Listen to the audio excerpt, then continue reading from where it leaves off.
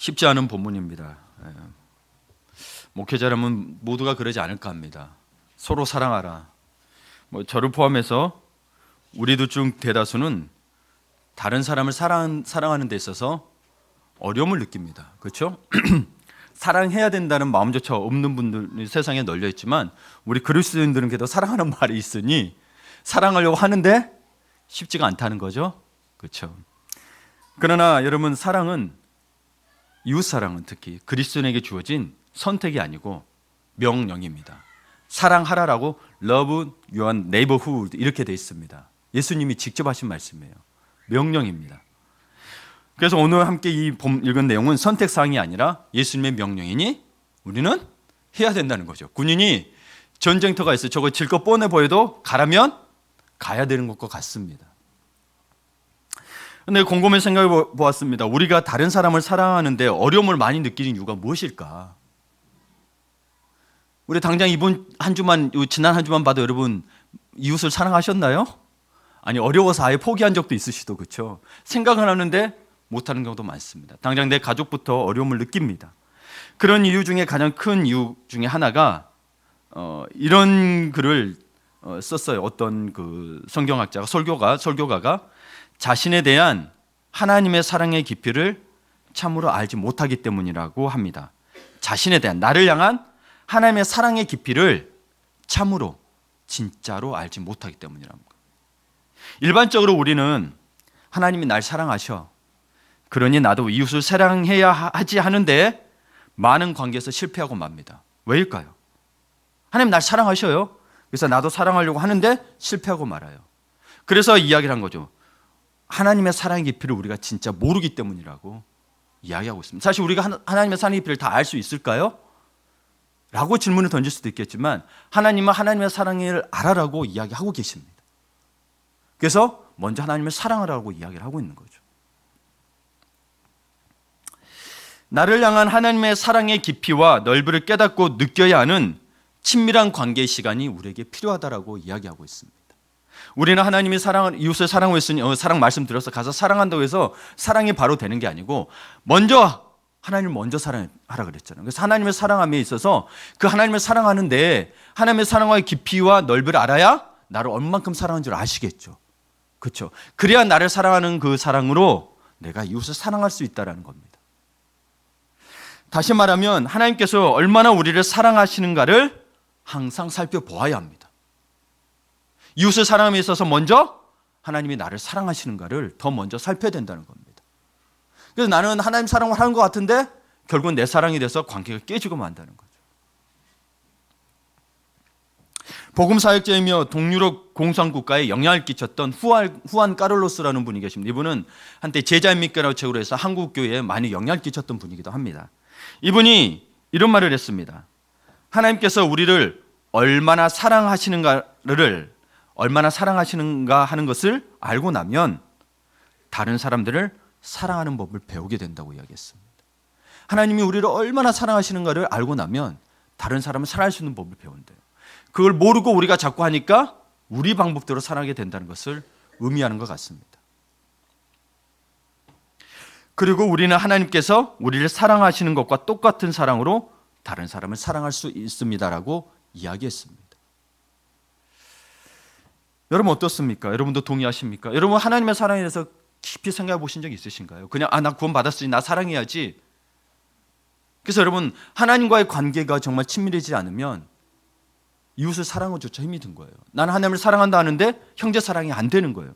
하나님을 사랑하지 않는 게 아닌데 안 되는 거예요. 그래서 요한 1서에서도 사도 요한, 사랑의 사도라는 요한도 이야기합니다. 너가 하나님을 사랑한다면서 형제를 사랑하지 않는 것은 하나님을 사랑하지 않는 것이라고 아예 대놓고 이야기를 합니다. 참 어렵습니다. 저도 이런 말들 대할 때마다 제가 이 설교를 할 수 있을까라는 거는. 그러나 하나님의 말씀이 저보다 더 크잖아요. 제가 못 지킨다고 하나님의 말씀을 못 전하면 저는 하나님의 말씀보다 더 큰 자가 되는 거죠. 그건 아니기 때문에 제가 못 지켰지라도 그래도 지키게 애쓰면서 하나님의 말씀이 우선이니 여러분에게 선포를 하는 겁니다. 이웃을 사랑하는 것은 하나님의 명령입니다. 특별히 여러분 인간에 대한, 우리에 대한 하나님의 사랑을 나타내는 성경 구절이 참 많습니다. 그 중에서도 의미가 있는 구절 한 군데를 말씀드릴까 합니다. 골로새서 2장 13절에서 14절에 있는 건데요. 신약성경 325쪽에 있습니다. 한번 보시고, 이 단어들이 좀 어려워서 하여튼 바울 서신은 쉽지는 않습니다. 예, 글자만 봐도 어려운 게 참 많아요. 그래도 자주 봐야 익숙해지겠죠. 골로새서 2장 13절에서 14절입니다. 또 범죄와 육체의 무할례로 죽었던 너희를 하나님이 그와 함께 살리시고 우리의 모든 죄를 사하시고 우리를 거스르고 불리하게 하는 법조문으로 쓴 증서를 지우시고 제하여 버리사 십자가에 못 박으시고. 이게 주님의 사랑을 나타내는 구절인데, 여기에서 여러분 우리가 첫 번째로 알아야 될 것은, 이 사랑을 알기 위해서는 하나님이 우리를 언제부터 사랑하셨는지를 알아야 합니다. 자, 이 골로새서 2장 13절에 보니 하나님이 우리를 언제부터 사랑하셨나요? 제가 말씀드릴게요. 죽었던 너희를. 이게 한국말로 쓰니까 죽었던 너희라고 좀 표현되니까 우리를 그냥 이야기하는 것 같잖아요. 근데 영어로는 시간 시제가 쓰였습니다. When you were dead. 너가 죽었을 때. 너가 죽었을 때. 그때부터 사랑하셨다고 이야기합니다. 이 죽었다는 의미는 여러분, 내가 지금 육체가 죽어서 그런 의미가 아니고 죄로 말미암아 죽었던 때를 이야기합니다. 그래서 인간에게 있어서 여러분 가장 냄새나고 흉할 때가 있습니다. 바로 죽어서 썩어갈 때입니다. 아주 고약하다고 하죠. 그리고 인간은 특별히 그냥 죽고 썩어가는 게 아니라 뭐 중에 죽었어요? 죄악 중에 죽었습니다. 그래서 하나님이 보시기에는 이 인간은 온갖 오물을 뒤집어 쓴 그 더러운 시체가 되었고, 그냥 시체만 되는 게 아니라 시궁창에 버려져 있는 것과도 같다라고 어느 성경학자는 표현을 하고 있습니다. 그리고 이야기합니다. 우리가 이렇게 흉할 때도 하나님께서는 우리를 사랑하셨다, 안 사랑하셨다? 사랑하셨다. 그래서 죽었던 너희를 when you are dead, being dead, 죽었던 상태에 있을 때 사랑하셨다. 그때부터. 여러분 보세요. 하나님이, 이게 헬라어 성경책이거든요. 헬라어 성경책을 손에 들고 제가 귀에 에어팟을 꽂고 가면서도 설교를 들어요. 그래서 너무 은혜롭게 충만하고 있어요. 이런 멋진 사람을 먼저 사랑하신 것인가요? 아니면 그분은 오물토성일 때 같은 나 시체 같은 때에 나를 사랑하셨나요? 어떤 때죠? 후자죠. 오늘 성경 본문에 보니 후자인 거예요. 여러분 멋진 상태에도 사랑하지 않는다는 건 아니지만 우리를 언제부터 사랑하셨냐는 거예요. 내가 멋져져서 사랑하신 게 아니고 내가 아주 오물투성인 시체일 때부터 사랑하셨다는 거죠. 그럼 그분은 영원하시고 전지전능하시잖아요. 그러면 아예 태초 그 전부터 우리의 상태를 알고 계셨음에도 그때부터 사랑하셨다는 거예요. 그 사랑의 깊이가 얼마나 큰지 아시겠죠? 우리가 그 정도까지 혹시 생각해 보셨어요? 내가 그냥 어릴 때는 모르고 넘어가고 그냥 하나님이 주님 잘못했어요. 회개했을 때 사랑하지 않으셨을까라고 생각하지 않으셨나요 혹시? 이 성경에는 죽었던 너희를 너가 죄인 됐을 때부터 사랑했었다고 로마에서 이야기했지만 그게 믿겨지셨나요? 우리는 보세요. 우리는 어떤 사람을 더 좋아하고 사랑하죠? 나이스하고 인격적이고 깨끗하고, 그렇죠? 노숙자 사랑하시는 분 계세요? 사실 주님께서는 어찌 보면 그런 존재들까지도 다 사랑을 하고, 어찌 보면이 아니죠, 사랑하라고 말씀하고 계시죠. 근데 우리는 항상 그걸 구분짓기 시작합니다. 사실 어찌 보면 그 목회자들이 참 교회가, 우리 한국 교회가 예전에 어떤 성도들의 이야기를 들었습니다. 교회의 문턱이 높아졌다. 그래서 거지나 장애인들은 못 들어오게 되었다라고 이야기를 합니다. 물론 깨끗하게 하고 깔끔하게 오는 분들이 계시지만 우리가 처음부터 깨끗하지는 않았잖아요. 그렇죠? 믿는 자들은 깨끗하되 믿는 자들이 또 그러지 못한 자들을 또 감싸고 또 기도해야 될 줄을 믿습니다. 그래서 사실 교회에 있을 때도 우리 만약에 장애인분들이 있기 때문에 의자 같은 것도 이렇게 장애인 좌석에 이렇게 할 수 있도록 또 만들고 하더라고요. 저도 우리 교회 하고 나서 이제 다른 교회에서 보니까 그게 보인 거예요. 다음에 할 때는 좀 이렇게 앞쪽에는 접이식 놔둬서 휠체어가 오면은 빼고 그분들을 앉을 수 있도록 하시든지 그런 방향도 생각을 해야 될 것 같아요. 참 어찌 보면 제가 너무 저 스스로도 교회 문턱을 높이지 않았나는 생각을 해봅니다. 참 부끄럽습니다. 우리 주님은 이런 우리를, 이런 나를 왜 사랑하실까요? 여러분 저 같으면 저를 사랑이 안 되거든요. 굉장히 이런 일이 생길 때마다 저는 제 자식을 많이 자책하기도 합니다. 목사이기 때문에 더 그런 분도 있는 것 같아요. 여러분과 저를 비롯해 수없이 많은 사람이 이 문제를 놓고 씨름했을 것입니다. 왜 주님 저 같은 사람을 사랑하시죠? 여러분 기도해 보시죠. 그렇죠? 근데 정말 저 혼자 고민하기 힘드니까 책도 찾아보고 성경도 찾아보니 지지고 볶고 뒤집어 봐도 이유는 정말 단순합니다. 하나님이 나를 사랑하신 이유는 그분이 우리를 만드셨고 우리가 그분의 자녀이기 때문인 거예요. 그분이 우리를 만드셨고 우리가 그분의 자녀이기 때문이에요. 여러분, 여러분에게 자녀가 있으시죠? 그들은 완전한가요? 불순종한 적이 한 번도 없던가요? 아니죠. 불순종한 적이 없나 봐요. 없어요? 아이들이? 네. 불순종해요, 안 해요? 예, 좀 응답을 해주세요. 너무 완벽한 아이들이 있나 싶어서 부러워서 한번 가보려고 했어요. 언제나 깨끗하고 순수합니까? 아니, 어느 순간부터 거짓말도 안 가르쳤는데 거짓말을 해요. 물론 그렇지 않습니다. 이 깨끗하고 순수하지 않습니다. 그런데 왜 그들을 사랑하죠, 여러분은? 바로 여러분의 자녀이고 바로 제 자녀이기 때문에 사랑하는 거예요. 때로는 그들이 아주 잘못된 일을 하기도 합니다. 그러나 여러분은 여전히 그들을 사랑합니다. 바닥에 우유를 쏟고 가위로 새 옷을 잘라요. 새집벽에 낙서를 합니다. 새벽에 울어 제낍니다. 피곤해 죽겠는데 손님이 오셨을 때 그렇게 조용히 하려도 장난을 칩니다. 그러나 여러분은 그들을 사랑해요, 안 해요? 사랑합니다. 여러분이 그들을 사랑하는 데는 이상할 것이 없습니다. 그냥 그들을 사랑할 수밖에 없습니다. 왜요? 내 자녀이기 때문에. 내 자녀이기 때문에. 그러므로 여러분, 하나님이 나 같은 자를 사랑하신다 해도 놀라지 마시기 바랍니다. 나 같은 자를 어떻게 사랑해? 그러면서 하나님을 피하지 마시고 나 같은 자를 사랑한다고 해도 놀라지 마시기 바랍니다. 예. 왜요? 우리는 하나님께 속하였고 하나님의 자녀이기 때문입니다. 그리고 어떤 일이 있을지라도 여전히 하나님은 여러분을 사랑하십니다. 바로 지금 있는 그대로의 내 자신이 받아들여지고 있고 또 여러분이 사랑받고 있다는 것을 알게 되면 마음이 놓이기 시작하지 않나요? 봐보세요. 주님이 지금 여러분 있는 그대로 받아들이신대요.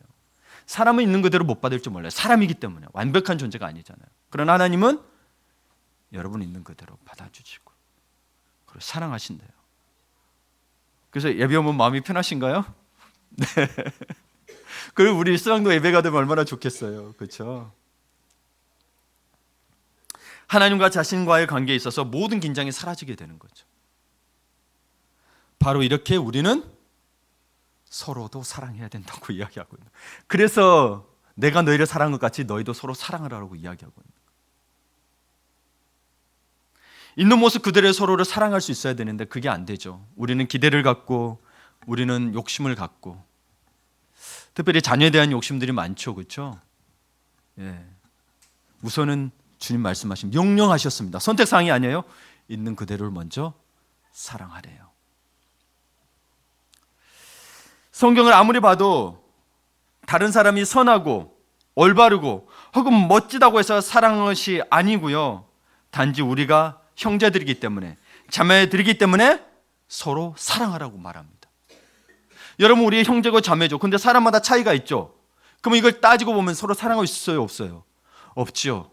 그러니까 그게 이유가 아니고 형제고 자매고 하나님의 자녀이기 때문에 사랑하라고 명령을 하신 겁니다.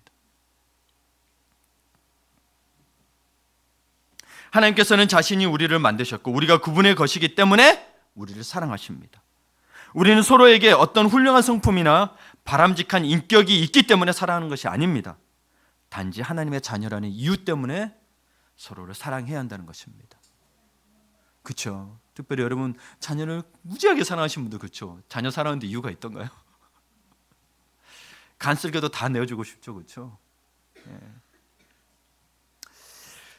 어느 분의 큐티 적용해서 제가 큐티를 받고 있거든요. 내 이웃을 적용해서 내 이웃을 내 몸같이 사랑하라고 기록을 했더라고요. 그래서 제가 이 말씀을 지키기 위해 누구누구님의 이웃은 누구인가요?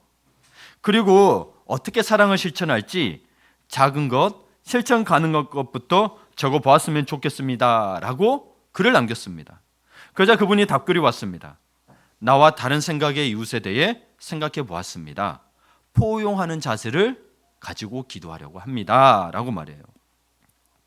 근데 설교를 준비하다가 이 글이 자꾸 눈에 들어오는 거예요. 그래서 3번, 4번 읽어보았습니다.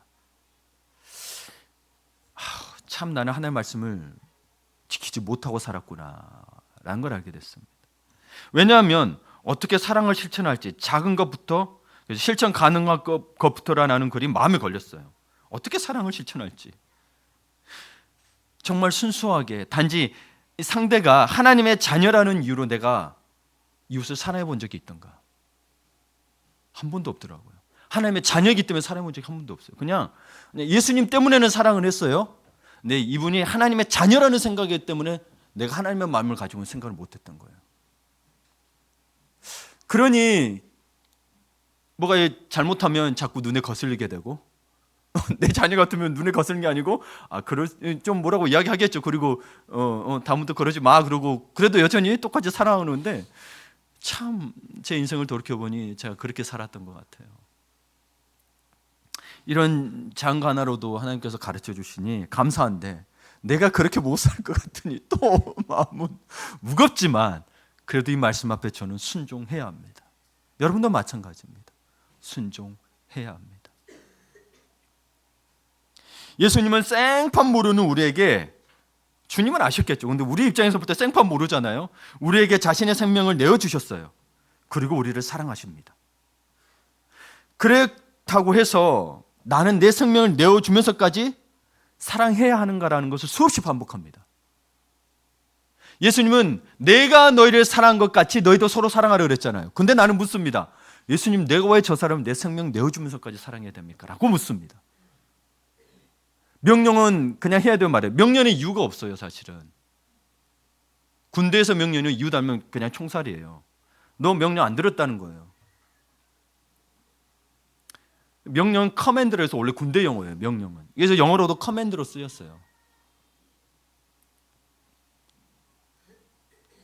저는 총 맞아 수없이 죽었을 겁니다. 그렇죠? 총 맞아 수없이 죽었어야 했어. 그래도 여전히 사랑해 주셔서 이렇게 살고 있네요.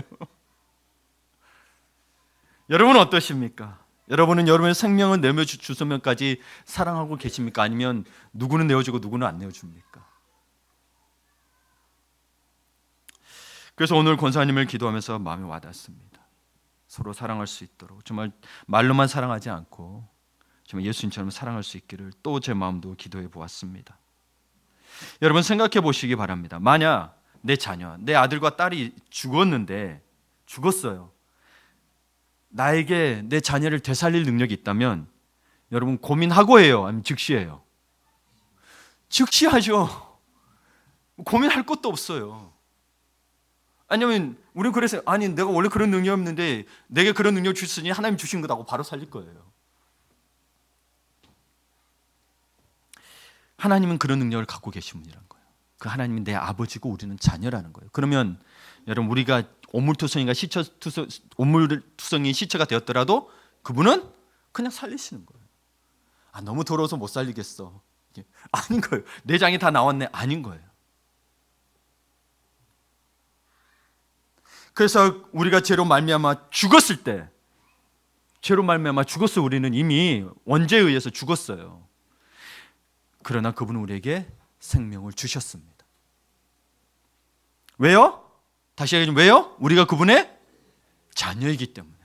이걸 놓치지 마세요. 이걸 알아야 여러분 하나님의 사랑과 깊이와 넓이를 다 알 수는 없지만 최소한 우리 인간이 알 수 있는 그 사랑과 깊이 그 정도를 항상 생각하셔야 됩니다. 주님이 나를 그 이상으로 나를 사랑하고 계시는구나. 안 그러면 여러분 저는 이 죄에서 이길 자신이 없어요. 여러분 옆에서 주변에서 목사가 왜 그래? 이렇게 목사 그렇게 사랑이 없어? 목사도 똑같네 이런 소리 해버리면요 무너져요. 리더들은 무너질 수밖에 없는 게 그런데 힘을 낼 수 있는 건 내 아버지가 하나님이시기 때문에 그런 나도 용서해 주시는구나. 나를 사랑해 주시는구나. 여러분 어떠세요?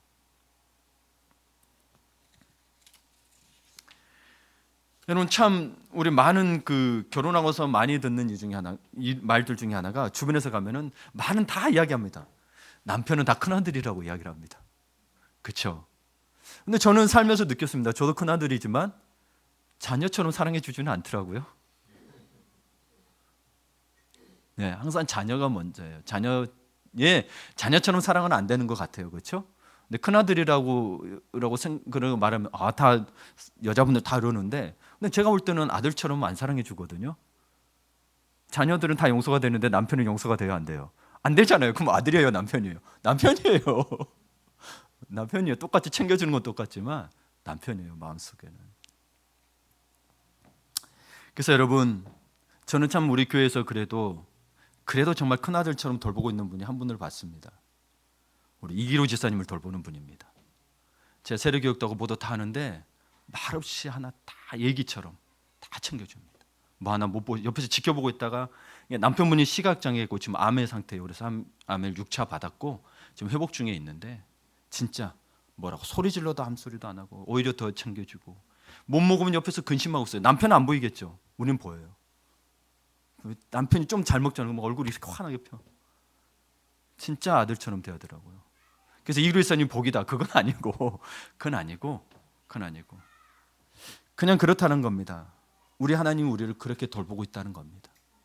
우리를 그렇게 돌보고 있다는 거예요. 제가 아들 대접 받으려고 그런 게 아니고 저도 마찬가지 제 아내를 그렇게 해야겠죠. 그렇게 하지 못하는 저를 봐야지. 그래, 상대 네가 나한테 그렇게 하나 보자. 이렇게 보면 끝나는 거예요? 아니에요. 내가 그렇게 해야지.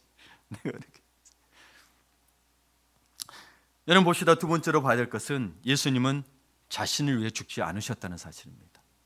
예수님은 자신을 위해 죽지 않으셨어요. 예수님은 죽거나 다시 태어날 필요가 없는 분입니다. 대가를 지불해야 할 죄가 없으신 분이세요. 죄 없이 태어나셨고 또 죄 없이 사셨기 때문입니다. 만약 예수님이 죄인이셨다면 우리의 죄를 위해서 대가를 지불할 수가 없어요. 그분의 죽음은 그래서 우리를 위한 것이었습니다. 그분 자신을 위한 것이 아니었습니다. 만약 그분의 자신을 위한 죽음이었다면 여러분 뭐가 돼요? 이분이 죄가 있는 분이 되죠. 그래서 그분의 죽음은, 예수님의 십자가 죽음은 우리를 위한 겁니다. 100%. 여러분도 아시는 것처럼 십자가는 사형 도구였습니다. 로마인들은 수없이 많은 사람들을 십자가에서 죽였습니다. 자기 로마인은 안 죽였지만 많은 그리스도인들이 이 십자가에서 순교당했습니다. 그런데 예수님의 죽음이, 십자가에서 다 많이 죽었잖아요. 예수님도 십자가에 죽었었는데 예수님의 십자가의 죽음과 다른 사람들의 십자가의 죽음이 다른 점이 있습니다.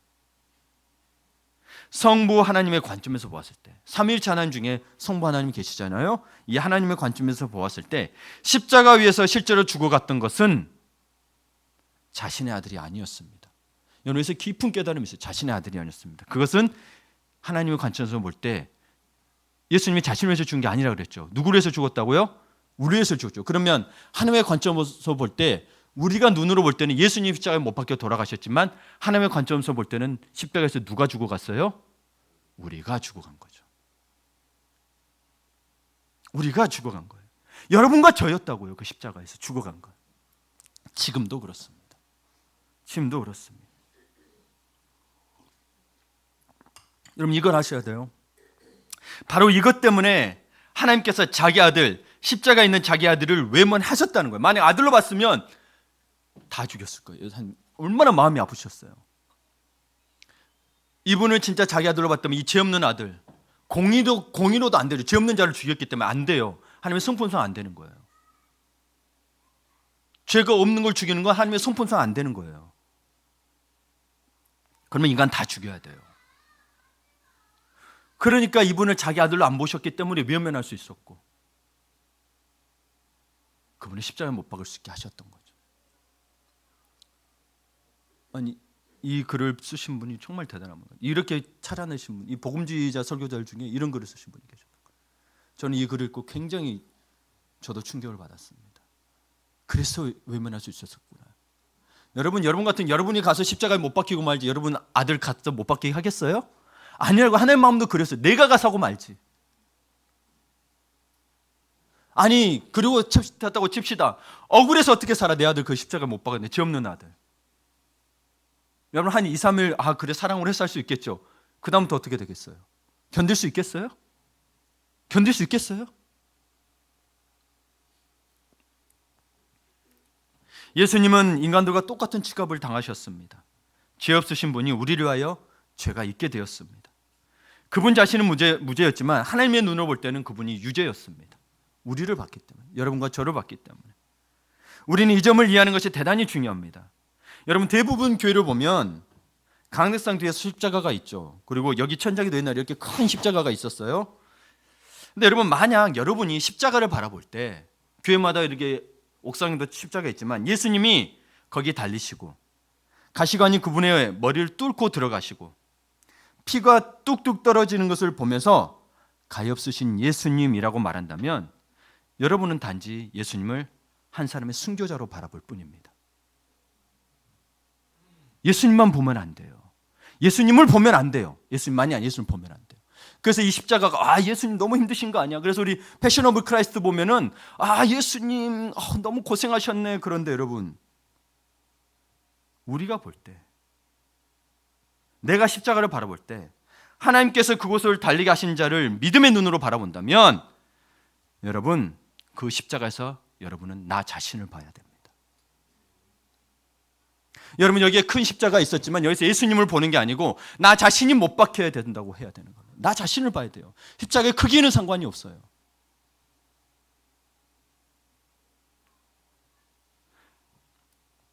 그 십자가에서 자기 자신을 보지 못한다면, 예수님만 보고 있다면 여러분은 예수님을 하나님의 아들이 아니라 그냥 십자가에 많은 믿음의 사람들이 이렇게 못 박혀거나 베드로는 십자가에 거꾸로 매달 돌려, 그러면 그냥 그런 사람들 순교자인 거예요. 예수님은 순교자이신가요? 아니요, 그분은 주는 그리스도의 살아계신 하나님의 아들이라고 그랬단 말이에요. 그분은 다시 부활하신 하나님의 아들이세요. 메시아세요. 순교자로만 여러분 우리가 전락시키고 있는 건 아니지. 십자가에서 예수님, 그래 예수님 저기 십자가 못 박혔지. 그래 내가 살고 있어. 아니요, 나를 못 박아야 돼요. 나의 죄를 못 박지 않으면 우리 하나님의 그 크신 사랑의 깊이와 마음을 알 수가 없습니다. 그러니 여러분, 나만 죄 안 짓고 살면 돼, 이렇게 나오는 거예요. 나 신앙생활 잘하고 나만 죄 안 짓고 살면 충분해라고 되는 거예요. 아니에요. 그러면 내 이웃, 내가 너를 사랑한 것 같이 내 이웃을 사랑하는 걸 어떻게 하실 거예요? 어떻게 하실 거예요? 나만 잘 믿으면 되겠죠, 그렇죠?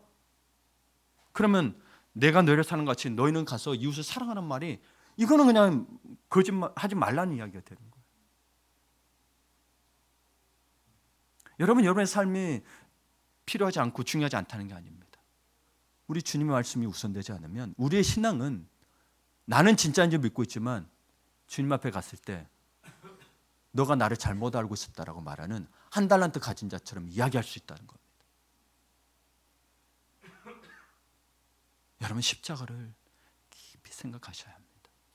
여러분, 죄 지을 수 있어요. 그럴 때마다 더 십자가 앞에 나를 겸손히 낮추셔야 합니다.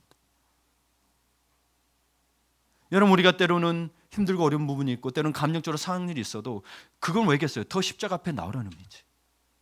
우리가 서로에 대해서 앙금 품고 있고 서로에 대해서 더 이렇게 미운 마음이 든다면 이거는 십자가가 없는 거예요.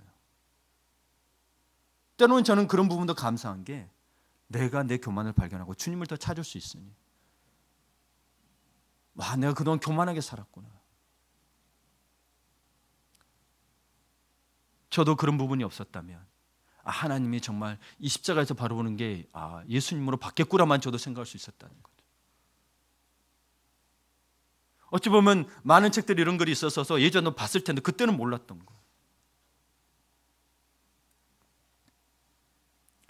여러분, 십자가에서 자기 자신을 봐야 예수님이 나의 구주가 되는 것입니다. 십자가에서 예수님만 보게 되면 이분은 구주가 아니에요. 나를 위해서 죽으신 분이 아니고 그냥 그분 자체의 죄를 위해서 죽음밖에 안 되는 거예요. 왜냐하면 우리 주님이 십자가에 주신 것은 온 인류의 죄를 위해서 죽으셨기 때문에. 어떤 분이 이야기합니다. 목사님, 그게 말도 안 되는 소리예요. 저는요 그때 태어나지도 않았어요. 무신론자들이 대부분 이야기합니다. 그때 태어나지도 않았어요. 심지어 아빠 엄마도 태어나려면 한참 멀었어요. 맞아요. 근데 십자가 사건이 있었을 때 저와 여러분은 태어나지 않았어요. 그러나 저와 여러분은 그곳에 있었어요, 없었어요? 있었어요, 없었어요? 애매해요? 있었다니까요. 그분이 가능하게 하신 거라고. 우리는 불가능하죠. 그분이 온 인류의 죄라고 그랬잖아요. 우리 과거의 죄, 현재의 죄, 미래의 죄까지 다 십자가에 못 박으셨다고요. 그러면 내가 거기 있었어요, 없었어요? 있어야죠. 없으면 뭐예요? 왜 그게 가능한지, 하나님은 가능한지 이따 제가 결론에서 말씀드릴 거예요. 그냥 무조건 좀 믿어라가 아니에요. 가능해요. 그래서 여러분은 십자가는 타락한 모든 인류를 위한 것입니다. 아시죠? 모든 아담 때부터 시작해서 우리 종말에 올 그때까지 모든 죄를 이미 십자가에서 죄를 못 박았어요. 그래서 거기서 나 자신을 발견하지 못하면 나는 죄와 상관이 없는 자고 예수 그리스도와 상관이 없는 자가 돼버려요. 죄인임에도 불구하고. 저희 신천지 이만희가 살려주는 게 아니에요. 안산홍 뭐 하나님 어머니 그 사람이 어떻게 살리냐고요, 제발. 사람을 신격하지 마시고.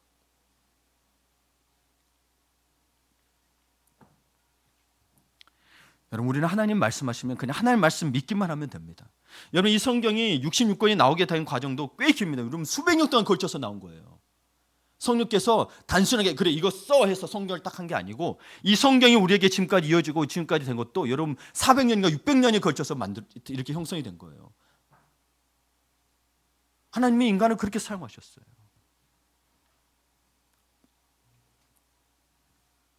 그 전부터는 있었죠. 모세경이 있었는데 이게 책으로 되기까지 66권이라는 정경이라는 이 책이 남기까지.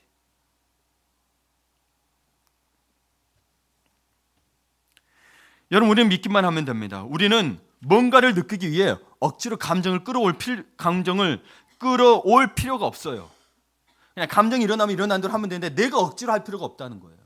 이게 무슨 말이냐면 여러분, 만약에 느낌에 기초해서 믿음을 갖고 있는 사람은요, 느낌이 없어지면 믿음도 없어집니다. 그래서 여러분, 특히 귀신 나간 사람 조심해야 되는 거예요. 거기에 나갔다가 나중에 7 귀신 더 들어온다고 되어 있어요. 성경에도 나와 있어요. 이분들은 귀신들은 감정 부분을 가장 많이 건들거든요. 그래서 나갔을 때 말씀으로 채워지지 아니하면 반드시 그 느낌이 들거나 그때 그 느낌처럼 어떤 역사가 없으면 과거로 돌아가게 돼 있습니다. 왜? 믿음이 없는 거니까. 믿음이 감정에 의해서 기초하면 안 된다는 걸 이야기하고 있는 거예요. 그래서 우리의 믿음을 가지려면 여러분, 사실들의 기초에서 믿으면 변하지 않습니다. 왜? 사실은 결코 변하지 않기 때문에 그렇습니다. 여러분, 제가 God is not dead, 신은 죽지 않았다라는 이거를 보는 이유 중에 하나도 이분들이 어떻게 신앙을 거치는가, 막 어떤 역사가 막 크게 나왔다는 게 아니에요. 이분들이 신앙을 지켜가면서 어려움 속에서 신앙을 지켜가면서 하나님이 어떻게 이끄신가 그 섭리를 보자는 거예요. 실제 있었던 일이에요. 저는 이 영화를 보면서도, 그리고 여러분 저도 살아보면서 전도하면서 느끼지만 세상 사람들이 우리 그리스도인을 공격하는 것 같죠? 아니요. 정말 이 영화 보면서 깨달았어요. 객관적으로 보니까 또 그래 보이더라고요. 실은요, 예수님을 없애려고 하는 거예요. 예수님을 없애려고, 우리가 구원받을 수 있는 통로를 없애려고 하는 거예요. 예수를 헛으로 만들려고 그래요. 그래서 여러분, 사실에 근거하지 않으면 여러분, 예수는 여러분 모든 논리에 넘어가서 여러분 예수는 없다라고 돼버리는 거예요. 이들이 기독교 부인 안 해요. 기독교 다 인정해요. 근데 단 하나, 예수를 없애려고 그래요. 예수 가짜다, 그 역사적 인물이 아니다라고까지 이야기하고. 그런데 이 신은 죽지 않았다 이 편을 보면 오히려 무신론자들이 예수님이 없다는 것을 증명하기 위해서 연구하다가 예수님이 있다는 사실, 역사적 사실을 받아들여요. 그러니 그들이 오히려 다른 무신론자에게 당당하게 논리적으로 앞서면서 다 이야기해버려요. 과학적으로 증명했어도 이분이 살아있다라고 이야기하고.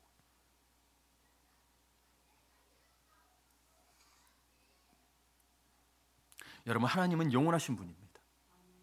영원하신 분에게는 과거나 미래가 없습니다. 모든 것이 현재 안에 있습니다. 우리는 제한되어 있기 때문에 현재뿐만 아니라 과거와 미래를 가지고 있습니다. 하나님은 시간이 존재하지 않는 전혀 다른 차원에서 살고 계세요. 하나님은 현재 안에서 살고 계시는 유일한 분이에요. 현재 안에만 살고 계세요. 이게 영원하다는 거예요. 그래서 우리 기도할 때도 예수님 이름으로 기도합니다. 현재으로 기도합니다. 기도 드렸습니다라고 과거를 안 합니다. 그래서 기도합니다, 기도 드립니다로 현재형으로 하는 거예요. 왜? 이분의 시간이 현재이기 때문에 그렇습니다. 그분이 드렸습니다. 그러면 그분의 기도가 아예 다 과거에 끝나버리는 걸 돼버려요. 아니요. 그분의 기도는 지금도 유효해요. 우리에게 지금 저에게조차도 지금 완전한 현재가 존재할 수 있을까요? 이런 현재가 존재하려면 시간이 멈춰야 돼요. 그리고 뭐든지 변하지 않아야 돼요. 그래야 현재가 존재해요. 그러나 우리가 살고 있는 차원에서는 그게 불가능하죠.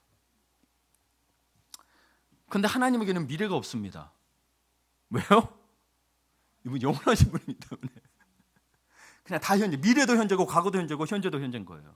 우리가 시간을 나눠서 그런 거지 하나님께는 과거, 현재, 미래를 나눌 필요가 없는 분이세요. 그래서 그분의 이름이 나타났을 때 이야기합니다. 모세에게 이야기합니다. I am who I am. I am이라고 이야기합니다. 내가 누군지 아냐 스스로는 I am. 현재형으로 얘기합니다. 이거 보세요. 그 이름이 영원의 현재를 말하고 있어요. 예수님께서도 요한복음 8장 58절을 보면 이런 이야기를 합니다. 요한복음 8장 58절을 보면 아브라함에 있기 전에 내가 있다. 자, 여러분 문법적으로 보면 아브라함이 있기 전에 내가 있었다가 돼야 되죠. 아브라함이 있기 전에 내가 있다라고 합니다. 영어로도 실제로 Before Abraham was, I am 이렇게 되어 있습니다. was가 과거고요. am이 현재거든요. 하나님 문법이 틀렸습니다. 아브라함이 있기 전에 내가 있었다라고 하셔야 됩니다. 이야기해봐야 하나님 앞에 소용이 없습니다. 여러분 한 번 더 볼까요? 마태복음 28장 20절 우리에게 주신 위대한 사명의 마지막 구절을 보면 볼지어다 세상 끝날까지 내가 항상 너희와 함께 있으리라도 내가 너희와 항상 함께 있으리라 그러면 I will be with you 미래로 써야 되거든요. 근데 I am with you 되어 있습니다. 현재형으로 되어 있다고요. 현재형으로.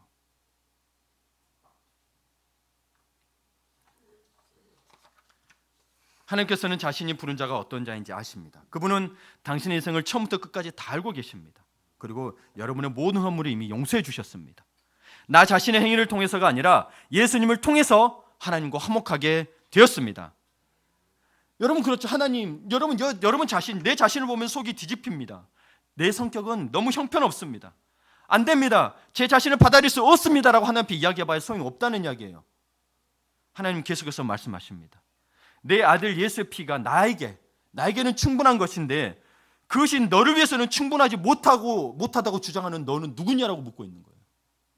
여러분 그것이 충분하기 때문에 예수의 피로 말미암아 다 구원받을 수 있다고 하고 용서받을 수 있다고 하는데 우리는 우리의 죄 뒤에 숨어서 나는 못한다고 이야기하면 누구가 더 큽니까?